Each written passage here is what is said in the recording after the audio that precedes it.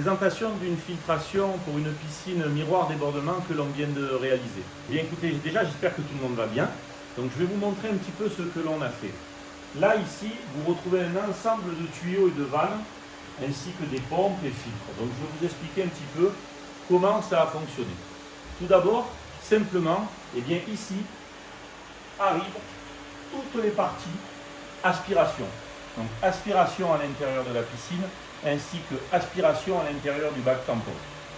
Vous voyez ici parfaitement alignées toutes les vannes les unes derrière les autres, qui sont pour celles-ci fermées et pour les autres ouvertes. En fait, le fait d'avoir un tube par élément va nous permettre déjà en cas un jour de problème de pouvoir condamner la pièce pour pouvoir la réparer, puisqu'il n'y a que deux encollages au point A ici dans le local technique et au point B à la sortie à côté de la piscine, ce qui fait qu'on ne va pas avoir de problème ailleurs. Pourquoi on a fait tout ce système-là? Eh bien c'est très simple, ça va nous permettre aussi pendant l'hivernage de pouvoir condamner un élément, parce qu'en effet l'hiver la piscine vous allez moins vous en servir, donc vous n'avez pas forcément besoin du bac tampon.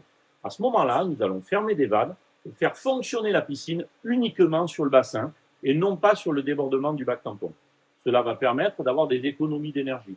Car en effet, du mois de septembre au mois de mars, si l'on souhaite faire une économie d'énergie, eh bien à ce moment-là, on fermera les vannes appropriées.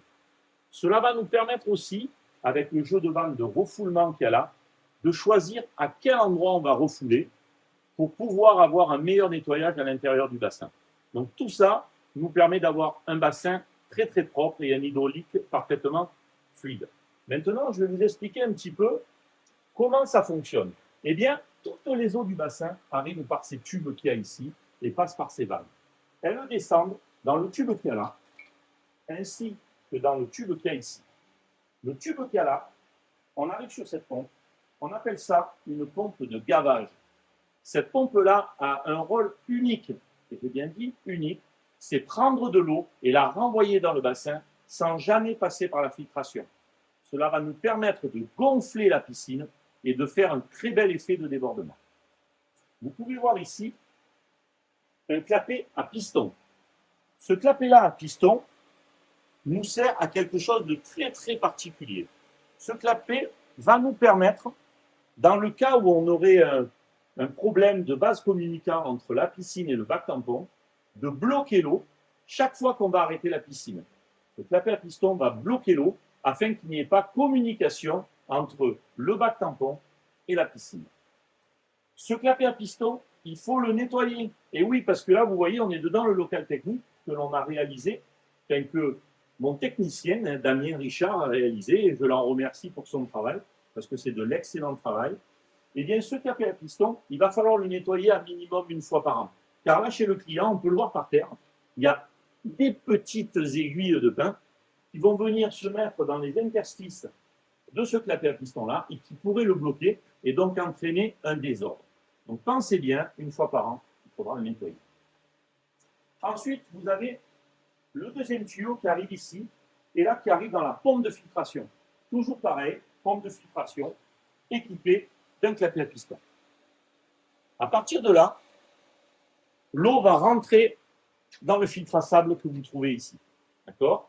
Elle va faire son lavage de A jusqu'à Z.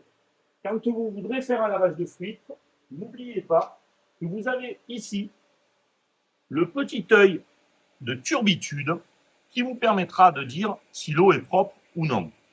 Et n'oubliez pas, un lavage de filtre se fait environ tous les 15 jours. À partir de là, l'eau sortant du filtre, elle va rentrer ici, à l'intérieur du tube, venir jusque là. Et là, qu'est-ce qu'on trouve? On trouve trois éléments. Ces trois éléments-là, ça s'appelle un bypass. Pourquoi on a fait un bypass? Parce que si un jour notre client veut pouvoir mettre, en l'occurrence, une pompe à chaleur, ou bien un jour un autre élément, nous n'allons pas faire des travaux modificatifs sur notre filtration. Il pourra directement se connecter dessus et pouvoir avoir son nouvel élément qui fonctionne.